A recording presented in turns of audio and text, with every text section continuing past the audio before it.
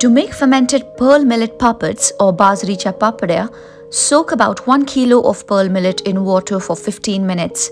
Strain the water thoroughly, tie it in a cotton cloth and leave for an hour to remove excess moisture and soften the bran. Grind the pearl millet coarsely, taking care that it doesn't turn to flour. Rinse the ground pearl millet and discard the floating husk. You will need to soak the ground mixture in water for 3 days, but change the water daily. This is how it looked on day 1. I discarded the old water, refilled with new and left it covered. This is how it looked on day 2. By this time, my kitchen was smelling like a brewery as the pearl millet was fermenting. I removed the fluff floating on the top and changed the water again. Did the same on day 3.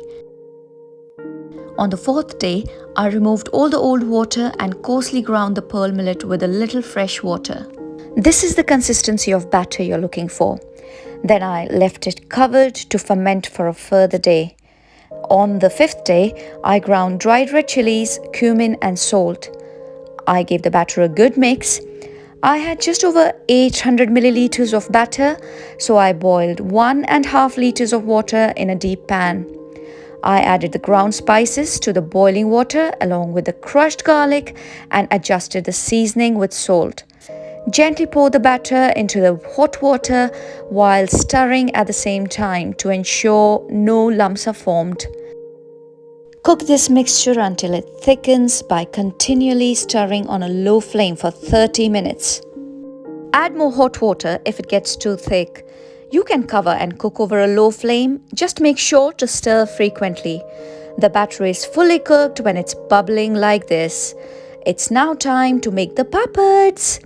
If the sunshine is elusive in your country, like it was here that day, you may want to ladle the batter out onto a silicone sheet indoors and spread to make round papads. You can also make these papads outdoors by leaving them to dry for 2 to 3 days under the hot sun.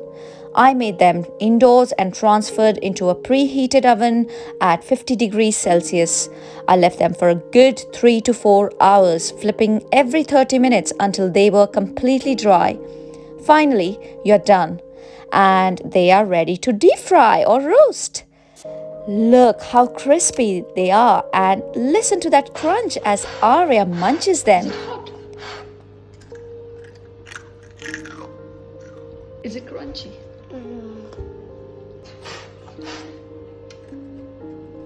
Did I tell you how much he loved them?